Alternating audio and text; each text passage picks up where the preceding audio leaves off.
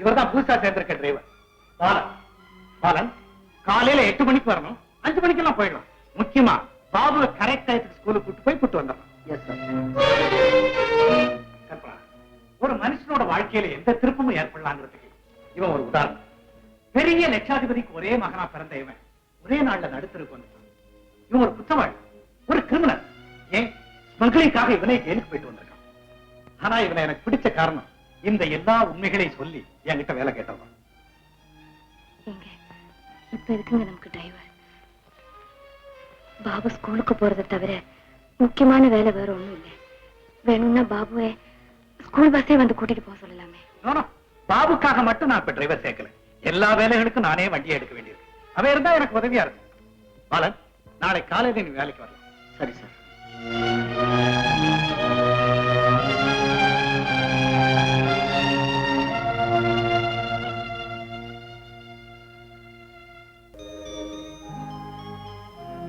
கல்பனா,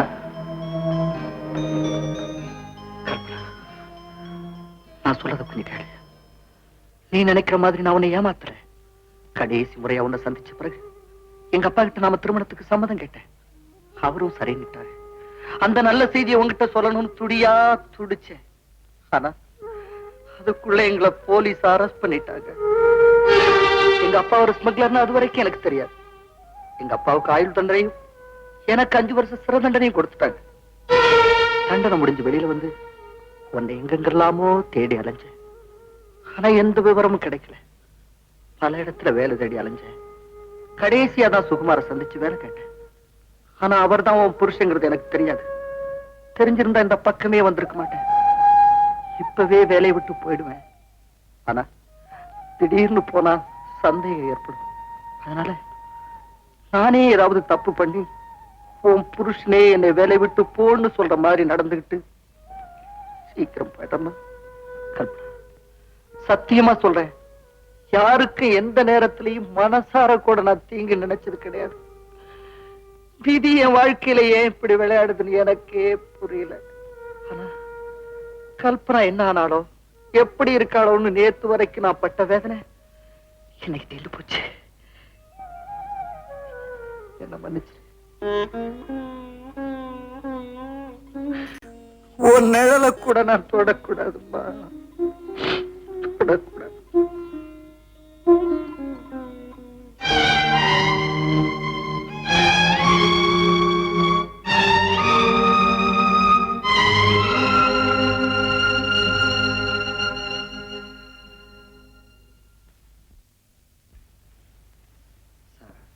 என்ன பாலன்? நான் வேலையை விட்டு நின்னுக்கிறேன் சார். ஏன் வந்து 2 நாள் ஆகல, அதுக்குள்ள ஒரு ஆக்சிடென்ட் பண்ணிட்டேன். ஆக்சிடென்டா? யாருக்காவது அடிபட்டுதா? இல்ல சார், ஒரு டர்னிங்ல கவனக்குறைவா கார் ஓட்டுனதுனால கார் ஹெட்லைட் உடைஞ்சு போச்சு சார். அடிக்கடி எங்க அப்பா ஞாபகமும் நான் நல்லா வாழ்ந்த பழைய நாட்களும் என் நினைவுகளை பாதிக்கிறேன். இந்த நிலையில நான் இங்க இருக்கிறது நியாயம் இல்லை. அதனால என்ன அனுப்பிச்சது சார். பாலன், உன் நிலைமையில நான் இருந்தா நானும் இப்படித்தான் இருப்பேன். ஆனா நடந்ததே நினைச்சு கவலைப்பட்டுக்கிட்டு இருக்கிறத விட நடக்க போறதை திட்டமிட்டு புதுப்பிச்சுக்கிறது தான் புத்திசாலித்தனம். உன்னை நம்புற முதலாளிக்கும் உனக்கு கொடுக்கப்பட்டிருக்க வேலைக்கும் மதிப்பு கொடுத்து நடக்கணும்னு உன் மனசுக்குள்ள ஒரு முடிவு எடுத்துக்க. இனிமே இந்த மாதிரி தவறுகள் நடக்கவே நடக்காது. போ சார், போய் தலை பாரு.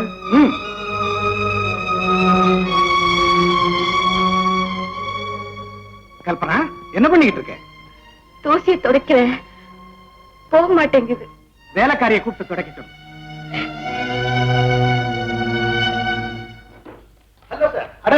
வாங்க வாங்க வாங்க. போட்டோஸ் எல்லாம் பாத்தீங்களா? பார்த்தேன், நல்லா இருந்தது. உட்காருங்க. நீங்க வெளியே புறப்பட்டீங்களே, எடுத்த படங்கள்லயே செலக்ட் பண்ணி என்லார்ஜ்மெண்ட்ஸ் போட்டிருக்கேன். அப்படியா? கல்பனா, என்னங்க இந்த உங்ககிட்ட ஒண்ணு சொல்ல மறந்துட்டேன். நான் படிச்ச காலேஜ்ல இருந்து ப்ரொஃபசர் வருவாரு. பில்டிங் ஃபண்டுக்காக டொனேஷன் கேட்டிருந்தாரு. ஒரு 25,000 ரூபாய் கொடுத்து நான் அவசர வேலையா வெளியே போயிட்டேன்னு சொல்லிடு. அப்போ சார் புறப்படலாம். நீங்க போறப்போ வழியில என்ன கொஞ்சம் இறக்கி விட்டுறீங்களா? வாங்க. அம்மா நான் வரட்டுங்களாப்பா?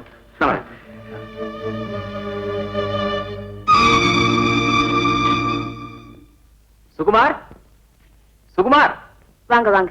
அவர் அவசரமா வெளியே போயிருக்காரு. நீங்க? திலகர் காலேஜ்ல வந்திருக்கோம்.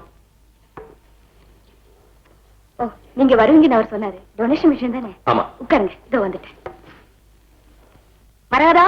நாங்கம்மா. அவங்களுக்கு காஃபி கொடு. சரிம்மா.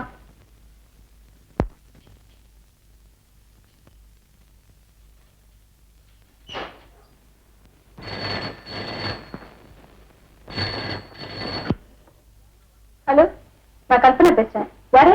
நான் தான் வாசன் பேசுறேன். நான் சொல்றதை கவனமா கேள். அந்த ப்ரொஃபசர் டொனேஷன் வாங்குறதுக்கு நேரம் வந்திருப்பாருன்னு நினைக்கிறேன். 25,000 ரூபாய் கொடுக்காதே, வெறும் 5,000 ரூபாய் கொடு. உன் புருஷனுக்கு தெரியாது. அப்படியே தெரிஞ்சிட்டாலும் நீங்க ஊதாரிதனமா செலவு பண்ணது எனக்கு பிடிக்கலன்னு சொல்லு, ரொம்ப சந்தோஷப்படுவான். பேலன்ஸ் 20,000 ரூபாய் எப்படி எடுத்து வை, நான் நேரா வந்து வாங்கிக்கிறேன். ஓகே? சரி.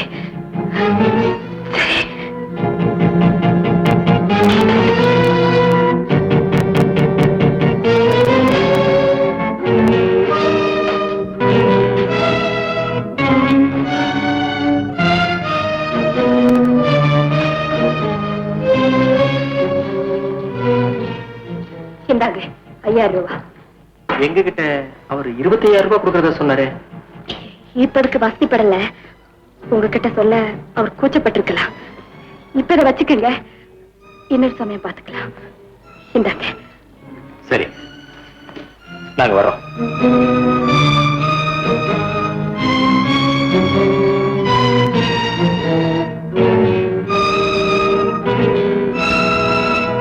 கல்பனா, நீ ஏற்கனவே 30,000 ரூபாய் கொடுத்திருக்க.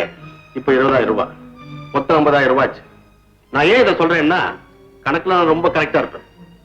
மிச்ச பணத்தை நீ எப்படி புரட்டணும்ன்ற விஷயத்த நான் யோசிச்சு சொல்றேன். நான் வரட்டுமா? பாய்.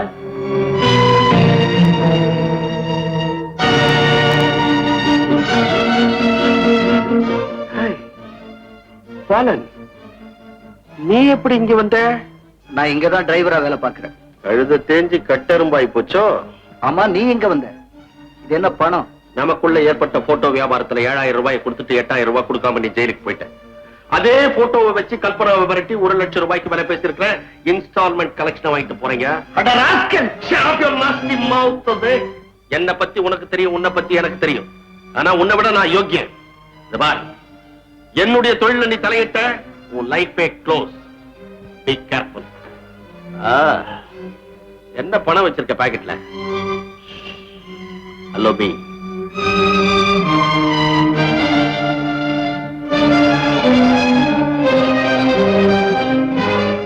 ரூபாய். நீ எனக்கு தர வேண்டியது 8,000. 70 ரூபாய் போக 7,930 ரூபாய் நீ தரணும்.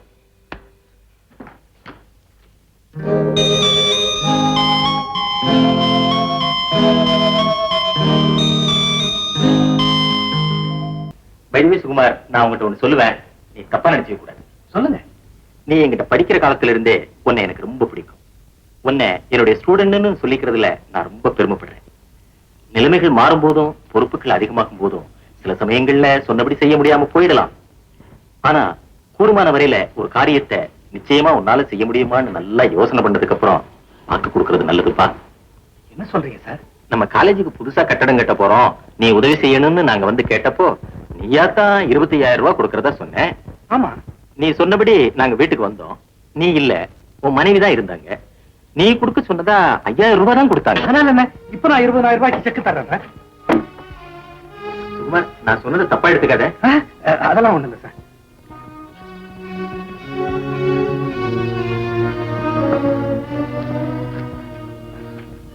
ரொம்ப தேங்க்ஸ் சுகுமார். நாங்க வரட்டுமா?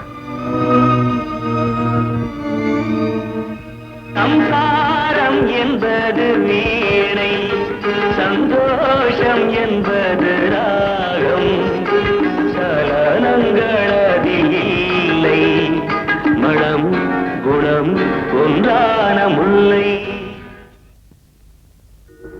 என்னங்க, உங்களுக்கு அவியல் ரொம்ப பிடிக்குமே, ஏன் அப்படியே வச்சுட்டீங்க? அவியல் பாதி வந்திருக்கு, பாதி வேகல. கல்பனா, பொண்டாட்டிக்கு புருஷ மேல எப்ப பிரியம் அதிகமா இருக்கு, எப்ப குறைச்சலா இருக்குங்கிறத காட்டுற மீட்டர் தான் சமையல். அவியல் சரியா வேகலைங்கிறதுக்காக நான் அதை சொல்லல. கூட்டுல உப்பு இல்ல, சாம்பார்ல காரம் ஜாஸ்தி. ஆக வர வர என் மேல உனக்கு பிரியம். அப்படியெல்லாம் ஒண்ணு இல்லைங்க.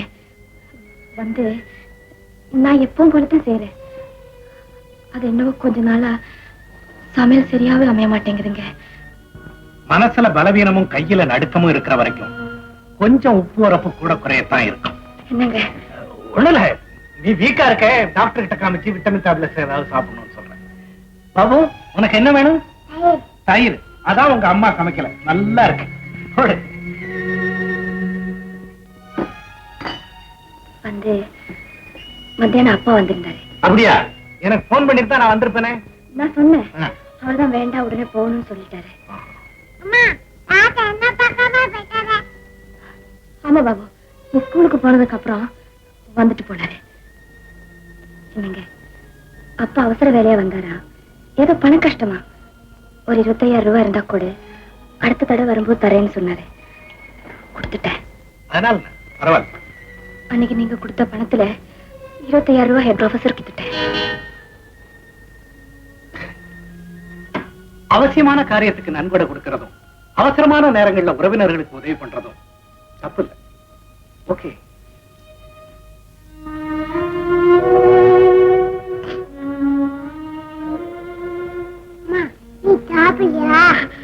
எனக்கு பசி இல்லடா. இல்ல பாபு, எனக்கு என்னையே பிடிக்கலடா. எனக்கு என்னையே பிடிக்கலடா. மாப்பிள்ள வாங்க வாங்க வாங்க. கற்பனை வரலையா? வரல, ஒரு பிசினஸ் விஷயமா அந்த ஊருக்கு வந்தேன். அப்படியே உட்காருங்க. வியாபாரம் எல்லாம் எப்படி இருக்கு? நல்லபடியா இருக்கு. ஒரு முக்கியமான விஷயம் உங்ககிட்ட பேசணும். தப்பா எடுத்துக்க மாட்டீங்களே? சொல்லுங்க. ஊர்ல ஒரு வதந்தி. ஊருன்னா 4 வதந்தி இருக்கத்தான் செய்யும்.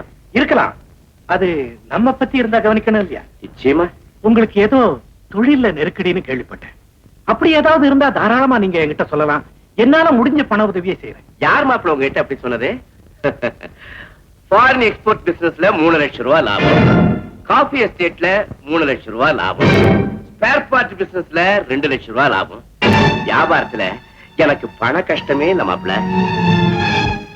சாரி மாமா, யாரோ சொன்ன வதந்தியை வச்சுக்கிட்டு நான் உங்களை அப்படி கேட்டேன். அதனால என்ன மாப்பிள்ள, கேள்விப்பட்டதை கேட்டீங்க அவ்வளவுதானே. வாங்க போய் சாப்பிடலாம். என் தோழியோட வாழ்க்கையை கெடுத்து எனக்கும் என் குழந்தைக்கு சோறு போட வேணாங்க. இப்பவே அந்த நெகட்டிவ்களை என் கண் முன்னால அழிச்சிருங்க. இனிமே இந்த மாதிரி சம்பாதிக்க மாட்டேன்னு எனக்கு சத்தியம் பண்ணி கொடுங்க. முடியாது. வீடு தேடி வந்த இந்த சீதேவியை நான் அழிக்க முடியாது. முடிவா கேட்கிறேன். நானும் முடிவாக சொல்றேன். ஆனா பாவி, அமைதியா நடந்த வாழ்க்கையில புயல் அடிக்க வச்சிருக்கியாடா. உன் குடும்பத்துல ஒரு தடவை புயல் அடிச்சதுக்கே இவ்வளவு ஆத்திரப்படுறியே, மத்தவங்க குடும்பத்துல எத்தனை தடவைடா புயலை உருவாக்கி இருக்கிற?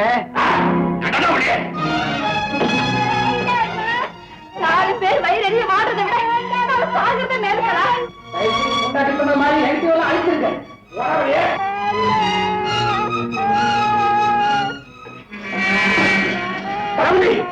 என்ன காரியம் செய்யற?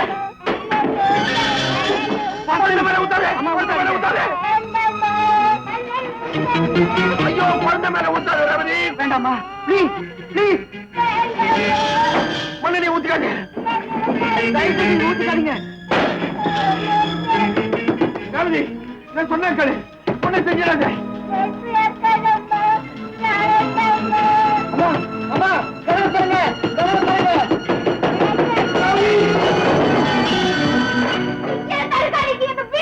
ரவதி, என்ன மன்னிச்சு, உன் மேல ஆணையா சொல்றேன், என் புள்ள மேல ஆணையா சொல்றேன். நீங்க 2 பேரும் நல்லா வாழணுன்றதுக்காக தான் நான் குறுக்கு வழியில சம்பாதிக்க ஆசைப்பட்டேன். நீங்க 2 பேரும் போயிட்டதுக்கு அப்புறம் எனக்கு ஏது எனக்கு ஏது? இந்த மர்மா, உன் கண்ணுக்கு எதிர்க்கவே நெகட்டிவ் நான் கொடுத்துடுறேன்மா.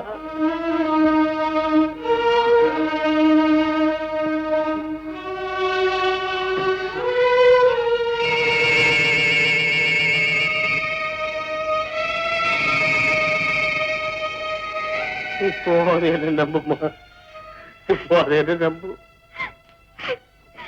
ரொம்ப நன்றிங்க, ரொம்ப நன்றி. நான் வந்த வேலை முடிஞ்சு போச்சு. நான் வரேன். மிஸ்டர் பாலன், இப்பதான் நீங்க யாருன்னு எனக்கு தெரிஞ்சது. நீங்க அந்த வீட்டுல இருக்கிற ஒவ்வொரு நிமிஷமும் கல்பனா நெருப்பு மேல இருக்கிற மாதிரி தவிப்பா. அதனால தயவு செய்து இனிமே அந்த வீட்டுக்கு போகாதீங்க. இந்த நெகட்டிவ்காக தான் இவ்வளவு நாள் நான் இங்க இருந்தேன். அது இப்போ உங்களால எரிஞ்சு போச்சு. கல்பனா நல்லா வாழட்டும். நான் இந்த ஊரை விட்டே போயிடுறேன். ஊரை விட்டே போயிடுறேன். அதுக்காக நான் கவலைப்படல. அதான் என் குழந்தைய பத்திரமா பாத்துக்குங்க. தாய்க்கு தாயா இருந்து நீங்க தான் அவனை வளர்க்கணும். அதுக்கு அவசியம் இல்லை. உனக்கு ஒண்ணும் இல்லை. தைரியமா இல்லைங்க, நான் பொழைக்க மாட்டேன். நான் பொழைக்க மாட்டேன். இந்த பாவையோட மரண வாக்கு மூலத்தை தெரிஞ்சு கேளுங்க. அப்பதான் என் நெஞ்சு வேகம், என் ஆத்மா சாந்தி அடையும். நம்ம கல்யாணத்துக்கு முன்னாலே நான் சொல்றேன். அது எனக்கு தெரியும். உன்னை பெண்ணு பார்க்க வந்த அன்னைக்கு நீயும் அக்காவும் பேசிக்கிட்டு இருந்ததை நான் கேட்டேன். நான் கல்யாணம் செஞ்சுக்க போற பொண்ணு தெரியாம ஒரு தவறு செஞ்சவன்னு தெரிஞ்சது என் மனசுல ஒரு குழப்பம் ஏற்பட்டது உண்மை. பல பேர் பேசுவாங்க, ஆனா செய்யறது இல்லை. எங்க அக்கா எங்க குடும்பத்திலேயே உன்னை மருமகளா ஏத்துக்க மனப்பூர்வமான தியாக உள்ளத்தோட முன் வந்தாங்க. அதே ரத்தம் தானே என் உடம்புலயும் ஓடுது. தெரியாம நீ செஞ்ச தவறுக்காக உன் வாழ்க்கை பாதிக்கப்படுறத நானும் விரும்பல. உன்னே கல்யாணம் செஞ்சுக்க முடிவு பண்ண. குற்ற உணர்வு உனக்கு இருக்கக்கூடாதுங்கிறதுக்காகத்தான் நம்ம முதலிரவு அன்னைக்கு நான் ஒரு டைப்பிஸ்ட காதலிச்சதாகவும் அவளையே கல்யாணம் செய்துக்க இருந்ததாகவும் ஒரு பொய்க்கதையை உங்ககிட்ட சொன்னேன். உன் வாழ்க்கையில அப்படி ஏதாவது நடந்திருந்தா அதை சொல்லிடுன்னு உனக்கு தைரியமும் கொடுத்தேன். அந்த தவறை சொல்லி தீர்த்துக்கிற தைரியமும் துணிச்சலும் உனக்கு வரல. அந்த நிலைமையில எல்லாம் தெரிஞ்சுதான் நான் உன்னை கல்யாணம் பண்ணிக்கிட்டேன்னு நான் உங்ககிட்ட சொன்னேன். வாழ்க்கை பூரா நம்ம 2 பேருக்கு இடையில ஒரு திரை விழுந்துருமோன்னு பயந்துதான் நான் அதை உங்ககிட்ட சொல்லல. 5 வருஷம் சந்தோஷமா வாழ்க்கை நடக்கணும். அந்த நேரத்துலதான் யாருக்கோ நீ பயப்படுறதும் பணம் கொடுக்கறதும் தெரிய வந்தது. பழைய கதையை தெரிஞ்சுக்கிட்டு யாரோ பிளாக்மெயில் பண்றாங்கன்னு புரிஞ்சுக்கிட்டேன். அந்த இக்கட்டிலேருந்து உன்னை காப்பாத்ததான் பாபு கிட்ட கேட்டுக்கிட்டேன். புருஷனை ஏமாத்திட்டதாக நீ தவிக்க வேணாம். என்ன நீ ஏமாத்த? உன்னை நீயே ஏமாத்திக்க.